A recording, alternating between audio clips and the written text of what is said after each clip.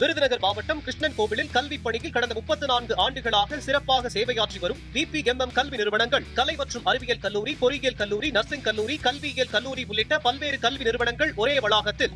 முன்னாள் அமைச்சர் திரு துரைமுருகன் சார் அவர்கள் இந்த அவையில் பல ஆண்டுகளாக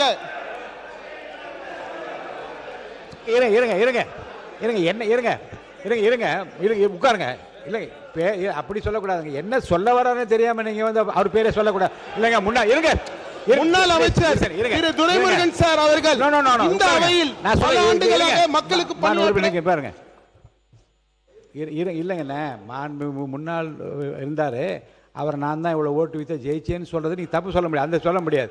அவரை பற்றி குற்றச்சாட்டோ குறையோ அல்லது அவரை பற்றி வந்து அவதூறாக பேச வார்த்தை வந்து அதை பற்றி நான் கவனிக்கிறேன். பேரை சொல்லி அவரை ஜெயிச்சேன்னு சொல்ல நீ அனுமதிக்கணும். பேசுங்க மாண்பு உறுப்பினர். முன்னாள் அமைச்சர் திரு துரைமுருகன் சார் அவர்கள் இந்த அவையில் பல ஆண்டுகளாக மக்களுக்காக பணியாற்ற மூத்த தலைவர்.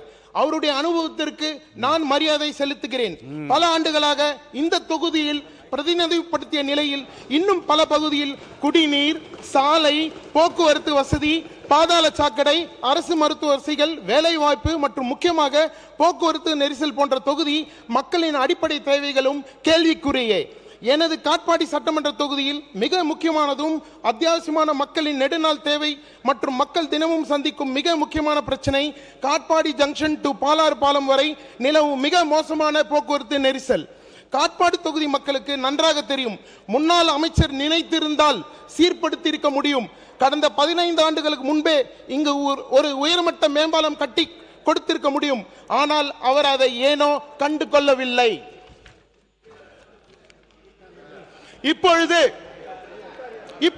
நமது டிவிக்கு ஆட்சி அமைந்தவுடன் தொடர்ந்து பேசுங்க. மானிய கோரிக்கை பத்தி பேச ஆரம்பிச்சு.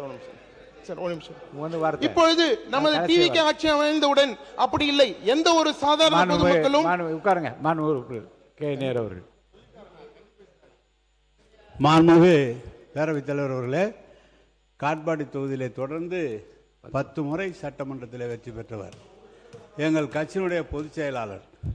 அவர்தான் அந்த ஊரிலே பல்கலைக்கழகத்திலிருந்து, அனைத்து பேருந்து நிலையத்திலிருந்து, சாலைகளிலிருந்து, பாதாள சாக்கடை திட்டத்திலிருந்து, குடிநீர் திட்டங்களிலிருந்து, பாலங்கள் வரை கட்டியவர் நம்முடைய முன்னாள் அந்த அமைச்சர் துரைமுருகன் அவர்கள்.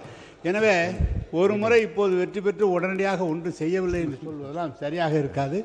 எனவே அவரை போல் மற்ற சட்டமன்ற உறுப்பினர்கள் அவர் என்ன செய்திருக்கிறார் என்பதை பார்த்து செய்யக்கூடிய அளவிற்கு பல காரியங்களை செய்தவர் என்பதை தெரிவித்துக் கொள்கிறேன். ரொம்ப சிறப்பாக பேசிய காலம் ஒன்று 80 நான் எம்எல்ஏ இருக்கிற போது இடி, மழை, மின்னல் என்று Rahman Khan sir, Subbu sir and Duraimurugan sir வந்து எழுந்து பேசியதெல்லாம் நினைவில் இருக்கிறது.